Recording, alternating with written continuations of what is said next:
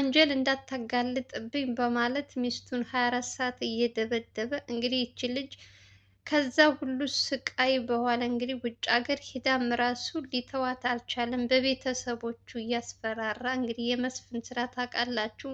እውነቱ ሲነገረው ተሎ ብሎ ቤተሰብ ጋር አንቺን የሚጎዳች በዚህ ነው እና የዚህ ሰውዬ ጉድ በማህሌትና በናቲ ብቻ አይደለም የሚያልቀው።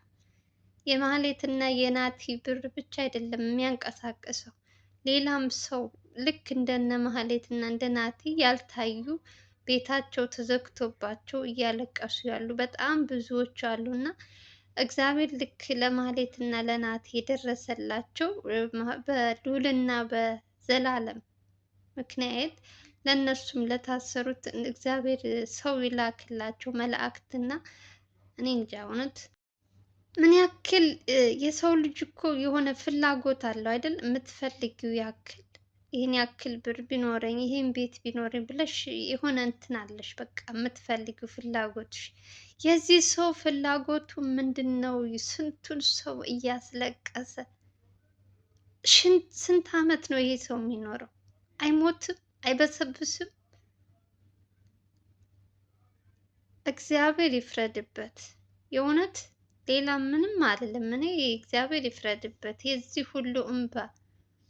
እንግዲህ የዚችን ሴትም ለፍቅር ብሎ አይደለም የቀረባት፣ ሚስቱ ራሱ የገዛ እንትኗ ተወርሳ ነው የሄደችው። እንግዲህ በምን አስልቦ እንደወሰደው ራሱ በማታውቅ ነገር እንግዲህ ንብረቷን ልክ እንደነ ማህሌት ያው የለመደው ምን አይነት አደንዛዥ እና አጥ የሆነ ሰውዬ እንደሆነ አላውቅም።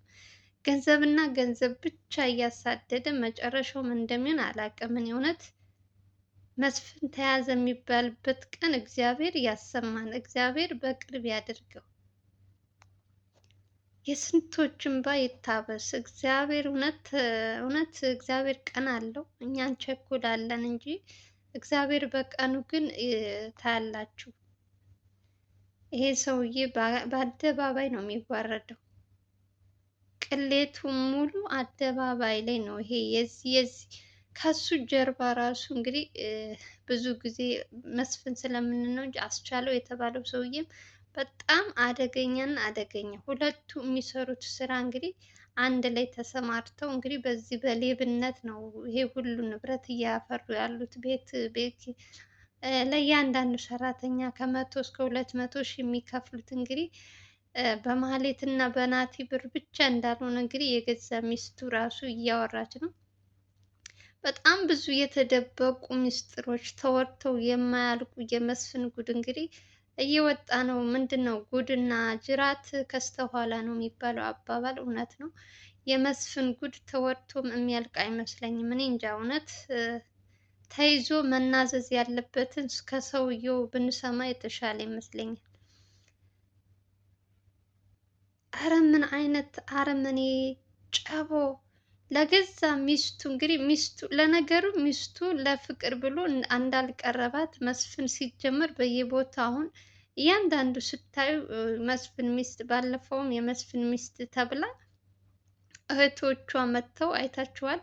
ቤት እንደወሰዳት የገዛ ንብረታቸው የእናት አባታቸውን ንብረት ከሷ በራሱ ስም አዙሮ ከዛ በኋላ እሷንም እንድትጠፋ ነው ያደረገው። አሁንም ይቺ ሚስትም እንግዲህ የእሷን ንብረቷን ሙሉ በራሱ ስም ካዞረ በኋላ እንግዲህ እሷን ከቤት ለመግደል እንግዲህ የማያደርገው ነገር የለም። እሷ ደግሞ ህይወቷን ለማትረፍ እንግዲህ ውጭ ሀገር ሂዳ አሁንም ውጭ ራሱ ሂጄ ራሱ ምንም ሊተወኝ አልቻለም በቤተሰቦች እየመጣ ብላ እንግዲህ ለጀግናው ለዘላለም እንግዲህ ቢያንስ እነ ዘላለም ካገኟት ህይወቷን እኔ እንጃ። ወንድሟ ራሱ እንዴት እንደፈራ እውነት በቃ ምን ያክል አረመኔ እንደሆነ ዝም ብላችሁ ወንድሟ ራሱ እየተርበተበተ ነው። የመስፍን ስሙ ራሱ ሲጠራበት ልጁ እኔ እንጃ እውነት በእነሱ መፍረድም አትችሉም።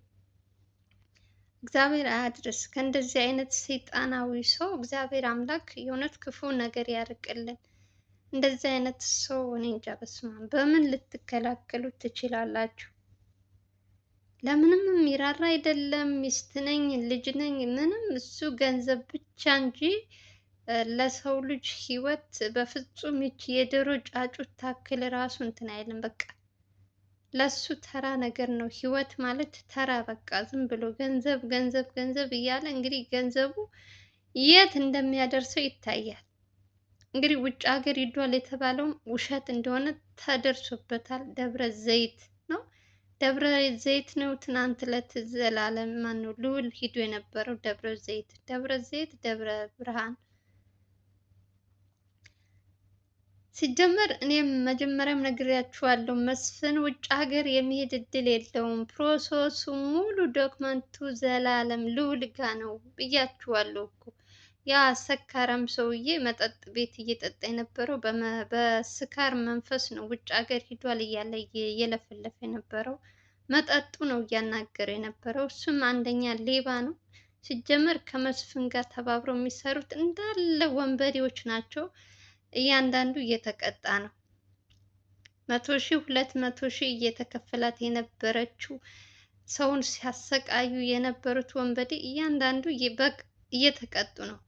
አሁን ቅጣቱን በአግባቡ እንዲቀበል እያንዳንዱ ሰከንድ እያንዳንዱ እስካሁን ድረስ ራሱ እያደከማቸው ያለው የመስፍንና የአሸናፊ ነገር እኔ እንጃ። የእውነት በሰላም ይሄ ነገር ቢያልቅ ደስ ይለኛል። ልዑልና ዘላለም እግዚአብሔር ክፉ ነገር አይንካችሁ፣ መብራን ትጠብቃችሁ። ብቻ ክፉን ነገር ከእናንተ ያርቅላችሁ። ይሄ ለምንም የሚራራ ሰው አይደለም መስፍን። ህይወት የመረረው ነገር የመረረው ሰው ነው። አሁን ላይ ለምንም የሚመለስ አይመስልም። ሰውየው ጨልሏል በቃ።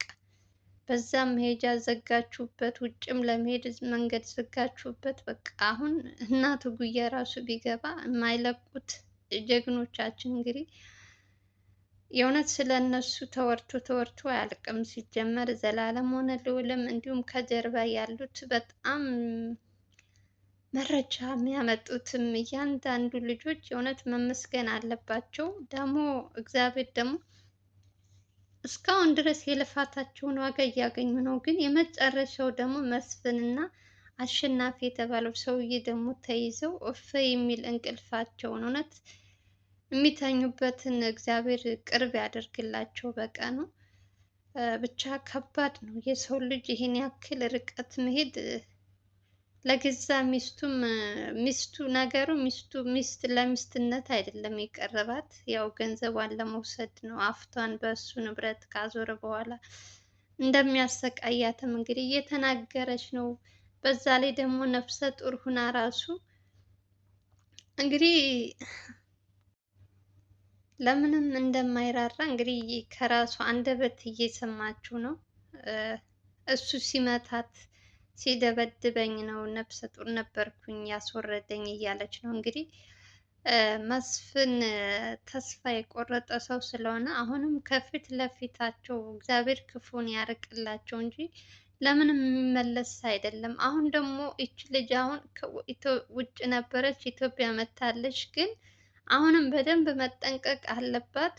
ካገኛት ራሱ የእውነት ለምንም እኔ እንጃ። በስመ አብ እግዚአብሔር ይጠብቃት። ብቻ ከባድ ነው። አሁን ደግሞ በነ ዘላለም ቀርባ እንደዚህ ቪዲዮውን ያው ስለሚከታተል ካየው በኋላ ደግሞ ችግር እንዳይሆንባት ያው እንግዲህ እሷም እነ ዘላለም ትንሽ ጥበቃ ካረጉላት እንጂ ለልጅቷ ትንሽ አስጊ ነገር ነው። እውነቱ መረጃውን ደግሞ አሁን ስላወጣችበት የባሰ ነው የሚጨሰው። ጭሷል ሲጀመር የባሰ ከጭድ ላይ እሳት ነው የጨመረችበት። ይሄ ሰውዬ እየተቀጣጠለ ነው፣ የሚያደርገውን አያውቅም። ይጠብቃችሁ እሱ መድኃኒዓለም ብቻ እንጂ ከባድ ነው በጣም። ከእንደዚህ አይነት ሰይጣናዊ አስተሳሰብ የሚያስብ ሰው እግዚአብሔር በመጀመሪያ ይጠብቀን። እንደዚህ አይነቱን ሰው እግዚአብሔር ያርቅልን እንጂ ሰው እኔ እንጃ እውነት የሆነ ጥላትሽን በንትን በምንም ተከላክለሽ ልትድኝ አትችይም። እና ሲጀመር አያጋጥም ማለት ነው። በቃ አያጋጥም እንጂ ከባድ ነው ብቻ እኔ እንጃ። የዚህ ሰውዬ ታሪክ ተወርቶ ተወርቶ ተወርቶ የሚያልቅ ነገር አይደለም። ስንቱ በየስንቱ ቤት እያንኳኳ እያንኳኳ ይሄ ሁሉ ንብረት ይሄ ሁሉ ነገር ያፈራው የሁለት የሶስት ሰው እንትን እንዳልሆነ እንግዲህ የገዛ ሚስቱ የተባለችውም እየተናገረች ነው። በጣም ብዙ ሰው ከዩኒቨርሲቲ ሲያስተምር የነበረው ከትምህርት ቤት ጀርባ ከትምህርት ቤት ሁሉ ምን አይነት ስራ ሰርቶ እንደወጣ ምን እኔ እንጃ። እውነት ይሄ ሰውዬ ግን እኔ አላቅም። ምንድን ነው ውስጡ ምንድን ነው? ቆይ የሰውኛ አስተሳሰብ ዝም ብሎ ነው የሚራመደው እንጂ እንደ ሰው የሚያስብ አይመስለኝም ሰውየው። በስማም ልቦና ይስጠው እግዚአብሔር። እውነት የዚህ ሁሉም በራሱ እግዚአብሔር ይፈርድበታል። ለዛም ነው መንገድ ሁሉ የተዘጋጋበት። የዚህ ሁሉ እንባ ይዞ እንደ አስቻለው የተባለው ውጭ ሀገር ሲፈልግ ሲመጣ ይሄዳል፣ ሲፈልግ የእሱ በደንብ ስላልዞሩበት ይመላለስ። መስፍን ግን የዚህ ሁሉ ሰው እንባ ቆልፎ አስቀምጦታል። ከአዲስ አበባ አውጥቶ ደብረ ዘይት ወስዶታል። እንግዲህ ከደብረ ዘይት ደግሞ የት አባቱ እንደሚገባ ይታያል። እንግዲህ እስኪ ይታያል ጉዱ። መጨረሻው ምን እንደሚሆን የዚህ ሰውዬ ጉድ እኔ አይቼ እውነት በጉጉት እየጠበቅኩ ነው። በጉጉት መስፍን ተያዘ የሚባልበትን ቀን እውነት ጠዋት ማታ ነው ጸሎት የማደርገው መስፍን እንዲያዝ። እነ ልዑል ዘላለም ክፉን ነገር ያርቅላቸው፣ መልካሙ ሲጠፉ ራሱ እኮ እንዴት እንደሚጨንቅ በስማም። አሁን ምን ሆኑ እንዴት ሆነው ይሆን ምናምን ትላላችሁ። ብዙ ጭንቀት ነው የሚወስደው ከተመልካች። ከነሱ ይልቅ እነሱ ባለቤቶቹ ይልቅ ተመልካቹ እኮ ምን ያክል ልቡ እንደሚጨነቅ የእውነት ከአንዳንድ ኮሜንት ከሚጽፉ ሰዎች መረዳት ትችላላችሁ። ምን ያክል እንደሚያስጨንቅ ሲጠፉ እና ከባድ ነው። ብቻ እግዚአብሔር ይጠብቃችሁ። እናንተ ጸሎት አድርጉላችሁ ከእግዚአብሔር ጋር ክፉውን ነገር ያርቅላቸው፣ መልካሙን ነገር ያሰማን እያልን ጸሎት እናደርጋለን። መስፍን እና አስቻለው ከተያዙ እኮ አሸናፊ ማለት ነው፣ ሶሪ አሸናፊ እና መስፍን ከተያዙ በኋላ እኮ ብዙም እንደዚህ የሚያሰጋቸው ነገር የለም። አሁን ትልቁ ችግር እነሱ ሁለቱ የሚያዙበት ቀን ራቀ። በጣም እውነት አለፏቸው፣ አደከሟቸው። ማህሌትና ናቲን ለማግኘት ባለፈው ያ ሁሉ ርቀት፣ ያ ሁሉ ድክመት፣ ያ ሁሉ ስንት ሰው ተጎድቷል። እንግዲህ በማህሌትና በናቲ መጨረሻቸውም ያው እንደዚህ እነሱን አትርፈዋቸዋል። ግን እነሱ ግን በጣም ተጎድተዋል። እስካሁን ድረስ ከካሜራ ጀርባ ያሉት ሁሉ በጣም ብዙ ጉዳት የደረሰባቸው ሰዎች አሉ። ግን እግዚአብሔር ይመስገን ማለት ነው። በህይወት እስካሉ ድረስ ማመስገን ይሻላል። የደረሰብን ከምናማርር እግዚአብሔር ይመስገን ማለት ይሻላል እንጂ ሁልጊዜ አማራሪ ከሆነን ጥሩ አይደለም። ስለ ሁሉም ነገር እግዚአብሔር ይመስገን። ጉደኞቹ ደግሞ የሚያዝበትን ቀን እግዚአብሔር በቅርብ ያድርገው። ከባድ ነው በጣም። ይቺ ልጅ አሁን በጣም ለህይወቷ እኔ እንጃ እውነት መጠንቀቅ አለባት። ሚስቱ የተባለችው ልጅ አሁን በደንብ ወንድሟ ራሱ በጣም ነው ያሳዘነኝ እውነት። ለማንኛውም ጋይዝ የዛሬው ቪዲዮ ይመስል ነበረ። ከተመቻችሁ ቪዲዮ ላይክ እና ሼር እያደረጋችሁ አበረታቱን። ስገቡ በላይክ ጀምሮ ቪዲዮን። ለቤት አዲስ ከሆናችሁ ደግሞ ሰብስክራይብ ማድረጋችሁ እንዳትረሱ። እናመሰግናለን። ሰላም ፍቅር ተመኘሁላችሁ። በሌላ ቪዲዮ እስከምንገናኝ ድረስ ቸር ወሬ ያሰማን እያልን ሰላማችሁ ብዝት ትርፍ ይበልልኝ። ወዳችኋለሁ። ባይ ባይ።